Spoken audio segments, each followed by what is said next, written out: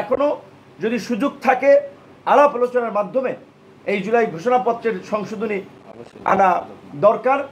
এবং বিশেষ করে মূল বিষয় কি এই আন্দোলনের, ভাই ব্রিটিশ বিরোধী উপনিবেশিকবাদ 47-এর আন্দোলন, 71-এর মুক্তিযুদ্ধ গণ অভ্যুত্থানের প্রেক্ষাপট তৈরি করে নাই।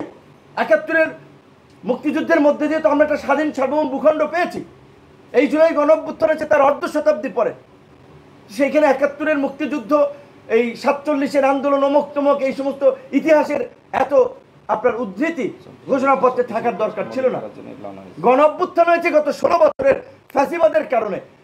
16 বছরে 3টি নির্বাচনে জনগণকে ভোটাধিকার থেকে বঞ্চিত করা হয়েছে, নির্বাচন থেকে বঞ্চিত করা হয়েছে। 16 বছরে একদলীয় শাসন কায়েম করার জন্য ধারাবাহিকভাবে যে ঘটনাগুলো ঘটেছে, এই সামরিক বাহিনীকে পঙ্গু করার জন্য পিলখানা হত্যাকাণ্ড, আলেমন আমাদেরকে এই হত্যা করার জন্য শাপলা চত্বরের ঘটনা, এবং এর মধ্যে মোদী বিরোধী আন্দোলন, প্রাইভেট বিশ্ববিদ্যালয়ের শিক্ষার্থীদের আন্দোলন, এবং সবচেয়ে মোমেন্টাম তৈরি করেছে কোটা সংস্কার আন্দোলন এবং নিরাপদ সড়ক আন্দোলন। মূল ঘটনাকে এড়িয়ে একটা অস্পষ্ট ইতিহাস কার সাথে উপস্থাপন করা হয়েছে, কারা এর সাথে জড়িত ছিল, আমরা সেটা জানতে চাই। তারা প্রতারণা করেছে জাতির সঙ্গে, আমাদের সঙ্গে প্রতারণা করেছে।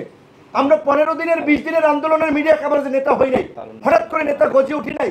আমাদের ধারাবাহিক গত এই 7-8 বছরের ধারাবাহিক লড়াই সংগ্রামে রাজপথের রক্ত এবং ঘাম আমাদের এই রাজপথের পিচের সাথে আমাদের মিশে গিয়েছে।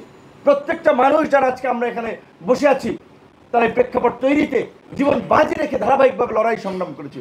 এমনকি এই টিভি হারুনের ভাতের হোটেলে গিয়ে যখন অনেকে কম্প্রোমাইজ করেছে, বাধ্য হয়ে কিংবা কম্প্রোমাইজ করে যখন আন্দোলন প্রত্যাহার করেছে, তখন আমরা 2 দফা রিমান্ডের মধ্যে থেকে আমরা আপনার বজ্র ধরে তুলে আমরা কিন্তু পরিষ্কারভাবে বলেছিলাম যে 90% পতন হয়ে গেছে, আর 10% বাকি আছে, সেটার জন্য ধাক্কা দিতে হবে। আজকে অনেকে হিরো হয়ে গেছেন, 10-15 দিনের আন্দোলনে হিরো হয়ে গেছেন, অন্যদের সমস্ত অবদানকে ম্লান করে আজকে সরকারের ক্ষমতাকে ব্যবহার করে, সরকারকে ব্যবহার করে, উপদেষ্টা পরিষদকে ব্যবহার করে আজকে কিংস পার্টি গঠন করা হয়েছে। আর সেই কিংস পার্টির কার্যকলাপ আপনারা দেখতেছেন যে কিংস পার্টি আজকে তরুণ প্রজন্মকে বিপদগামী করছে, রাজনীতিকে কলুষিত করছে। যেই তরুণদেরকে নিয়ে মানুষ পরিচ্ছন্ন রাজনীতির স্বপ্ন দেখেছিল, নতুন বাংলাদেশ বিনির্মাণের স্বপ্ন দেখেছিল, আছে সেই তরুণরা চাঁদাবাজি, ধান্দাবাজি, তদবির, লুটপাটে ব্যস্ত।